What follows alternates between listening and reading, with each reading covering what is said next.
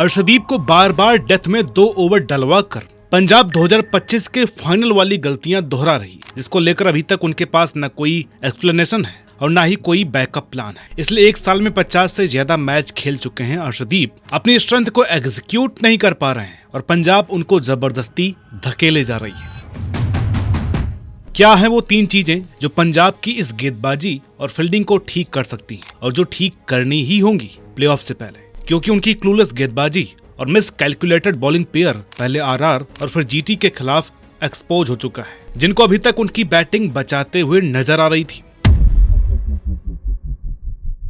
नमस्कार, मेरा नाम है अनुराग सूर्यवंशी और आप देख रहे हैं क्रिक माइंड। पिछले 2 मैचों में पंजाब की गेंदबाजी ने उनके बैटिंग सुपर हाउस को पूरी तरीके से पीछे कर दिया है। इससे पंजाब को कम से कम एक सच्चाई का तो पता चला है कि गेंदबाजी यूनिट पर डिफेंड नहीं रहा जा सकता है। 265 चेज हुए तो बैटिंग की बदौलत, लेकिन सवाल तो ये बनता है कि 264 बनाने कैसे दिए। पिछले सीजन भी पंजाब को उसकी गेंदबाजी ने बैकफुट पर धकेल दिया था, आज भी वही हाल है। स्ट्राइक बॉलर्स के परफॉर्म न करने से लेकर मिडिल ओवर्स में ऊपर से नीचे बॉलिंग रोटेशन तक पंजाब की बॉलिंग इस सीजन बेबस ही नजर आ रही है। ऊपर से ऐसी गेंदबाजी का बेड़ा गर्क करने में 35%, जी हाँ केवल 35% कैचिंग ने पूरा रोल अदा किया है। पंजाब के लिए इस बार सबसे ज्यादा सपोर्ट है, लेकिन अगर उनको ट्रॉफी उठानी है तो इन चीजों को ठीक करना ही होगा, और वो कैसे होंगी ये बातें हम आपको आगे बताने वाले हैं। 2025 के फाइनल ने पंजाब की डेथ ओवर गेंदबाजी को खोल करके रख दिया था। अब कहने को तो ये कहना आसान है कि पंजाब बहुत ही क्लोज जा करके हारी है, लेकिन सवाल ये है कि अहमदाबाद जैसे मैदान पर 190 प्लस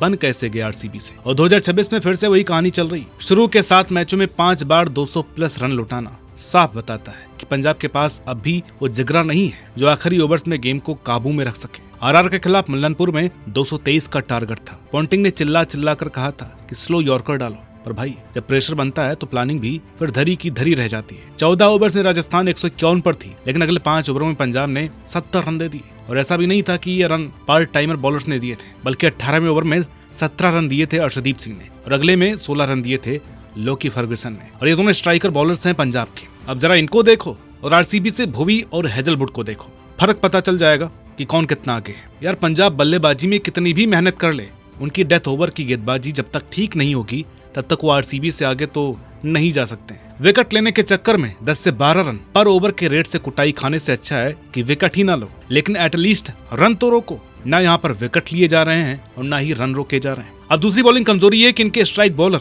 काम करके नहीं दे रहे हैं। अर्शदीप सिंह से बहुत उम्मीदें हैं पंजाब किंग्स को, लेकिन अर्शदीप की फॉर्म का जनाजा उठा हुआ है। इस खतरनाक फॉर्म की वजह यह है कि वो लगातार खेले जा रहे हैं, उनको तो रेस्ट मिल ही नहीं रहा है। 2025 के बाद से इतने सारे मैच कोई स्पिनर खेलता तो इसे प्रैक्टिस का नाम मिलता, लेकिन अर्शदीप सिंह सीमर है, वो भी ओपनिंग वाले। उनकी इतनी थकान का यही नतीजा है कि वो इस आईपीएल के 9 मैचों में अभी तक 6 बार 40 से ज्यादा रन लुटा चुके हैं। अर्शदीप के साथ सबसे बड़ी दिक्कत ये आ रही है कि अपनी स्ट्रेंथ को बैक तो कर रहे हैं, लेकिन एग्जीक्यूट नहीं कर पा रहे हैं। और मुझे लगता है ये कोई कमजोरी या कोई परमानेंट प्रॉब्लम नहीं है। फ्लैट पिचों पर तो ऐसा होता ही है, लेकिन जो भी है अर्शदीप से थोड़ा बेहतर की उम्मीद तो हम कर ही सकते हैं। अगली प्रॉब्लम है मिडिल ओवर्स बॉलिंग में। पावर प्ले गेंदबाजी और डेथ ओवरों की गेंदबाजी के अलावा मिडिल ओवर में विकेट नहीं ले पाने की प्रॉब्लम पंजाब किंग्स को अभी तो उतना नुकसान नहीं कर रही है, लेकिन नॉकआउट मुकाबले में यही चीज सर दर्द बन सकती है। राजस्थान के खिलाफ यही हुआ। चहल ने 3 विकेट लिए और दूसरे छोर से हरप्रीत ब्रार ने सिर्फ रन रोके। विकेट लेने का जो प्रेशर होता है वो नहीं बनाया, जिसके एवज में बैटर्स ने चहल को टारगेट किया और एक महंगा ओवर उनके पूरे स्पेल की ऐसी तैसी कर गया। चहल और ब्रार के बाद पंजाब का स्पिन डिपार्टमेंट एक बंजर जमीन ही है। फिर आपको मार्कस स्टोइनिस से गेंदबाजी कराने की नौबत आ जाती है। एक और दिक्कत जो पंजाब में नजर आ रही है वो ये है कि जो सपाट पिच है वहाँ पर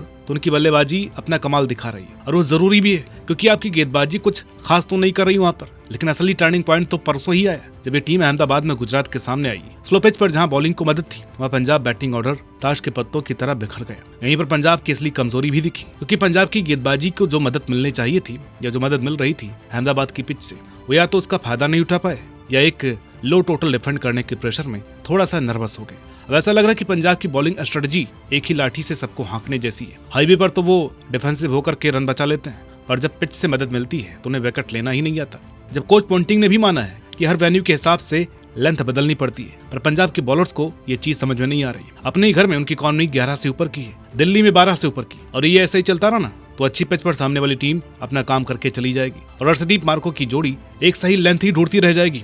अब जब गेंदबाजी उतना कोई खास नहीं कर रही है तो फील्डिंग ने कौन सा झंडे गाड़ दिए। शशांक सिंह का स्ट्राइक रेट तो 195 चल रहा है, पर फील्डिंग में जो उन्होंने 37.5% की एफिशिएंसी दिखाई है उसने रिकी पॉन्टिंग का ब्लड प्रेशर बढ़ा दिया है। उनके ड्रॉप कैचेस ने अभी तक पंजाब को इतना नुकसान नहीं पहुंचाया है। लेकिन भाई जब बॉलिंग कुछ खास नहीं कर रही हो उसके बाद से ऐसी फील्डिंग करना तो नहीं बनता। शशांक के एक कैच की कीमत 140 पहुंच गई थी। एक मैच में 3-3 कैच ड्रॉप हो रहे हैं। अब वो दिल्ली वाले मैच में तो चलो एक बार को गर्मी, इरिटेशन जैसे बहाने दिए जा सकते हैं, लेकिन आप एथलीट हो, कैच पकड़ना तो आपकी जॉब है। पंजाब के लिए फील्डिंग का खतरा बड़ा है क्योंकि ये इकलौती टीम है जो टॉप पर होकर भी 75% से कम कैचिंग एफिशिएंसी पर खड़ी है। अगर अभी तक आप ये वीडियो देख रहे हो तो इसका मतलब आप पंजाब के हार्डकोर फैन हैं। तो मैं आपको निराश नहीं करूंगा। कुछ क्विक फिक्स डिस्कस कर लेते हैं जिनको पंजाब जितनी जल्दी हो सके इम्प्लीमेंट कर ही दे, ताकि प्लेऑफ से पहले एक क्लियर तस्वीर उनके सामने हो कि करना क्या है गेंदबाजी में।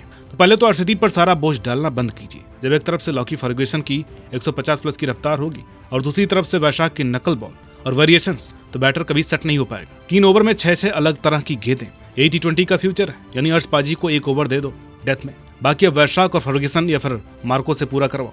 वो डेथ में तो कंट्रोल करेंगे ही, साथ ही हर्ष पाजी जो ओवर डेथ से पहले डालेंगे वो बैटिंग टीम पर एक्स्ट्रा प्रेशर ऐड करेगा। दूसरा क्विक फिक्स पहले वाले से ही कनेक्टेड है। मिडिल ओवर में सुयश से भी गेंदें डलवाई जा सकती हैं, लेकिन उसके लिए फिर दोनों तरफ से चहल और ब्रार को लगाना ही पड़ेगा। जैसे 8वां चहल से डलवाए, अगला ब्रार से, फिर सुयश, फिर चहल, फिर ब्रार, फिर 1 ओवर हर्ष पाजी से। जरा काउंट कीजिए कि कितने ओवर हो गए, 13। अब हो गया मिडिल ओवर्स का इश्यू सॉल्व। हाँ, इन सब के बीच फील्डिंग को स्ट्रॉन्ग करना पड़ेगा, खासकर बाउंड्री फील्डिंग को। अभी जो आखिरी ओवर्स में 10 से 20 हो रहे हैं ना, उसको कम से कम 10 के 12 या 15 तक ही रोकना होगा। कैचिंग एकदम से सही नहीं हो सकती क्योंकि फील्डर के अपनी फॉर्म पर भी डिपेंड करता है। 4 ओवर में 60 खाने वाला गेंदबाज कभी नहीं चाहेगा कि कोई कैच उसकी तरफ आए, लेकिन जब पहले फील्डिंग हो रही हो तो बैट्समैन तो अच्छा कर सकते हैं फील्डिंग में। क्यों शशांक भाई? ये सवाल है शशांक भाई से। देखिए, पावर प्ले बॉलिंग का मैंने कोई जिक्र नहीं किया क्योंकि वहां एक्सेप्शनल गेंदबाजी का हो जाना 1-2 बार हो सकता है, उससे ज्यादा नहीं। वैसे भी पंजाब का मसला मिडिल ओवर और डेथ बॉलिंग का है, तो उसे अगर ठीक कर लिया तो ये जो 200 प्लस खाए जा रहे हैं वो 180 तक आ जाएगा। और इतना स्कोर चाहिए था उस दिन फाइनल में। तो अगर आपने ये वीडियो लास्ट तक देखी है तो उम्मीद करते हैं कि आपको ये वीडियो पसंद आई होगी। और ऐसे वीडियोस देखने के लिए हमारे चैनल को सब्सक्राइब कर लीजिए। अरे बहुत सारे दर्शक वीडियोस देख करके निकल जाते हैं, लेकिन पता नहीं क्यों सब्सक्राइब नहीं करते हैं। तो आप लोगों से निवेदन है कि प्लीज सब्सक्राइब जरूर करें और वीडियो को लाइक और शेयर जरूर करें। मिलते हैं आपसे अगली वीडियो में, तब तक के लिए नमस्कार।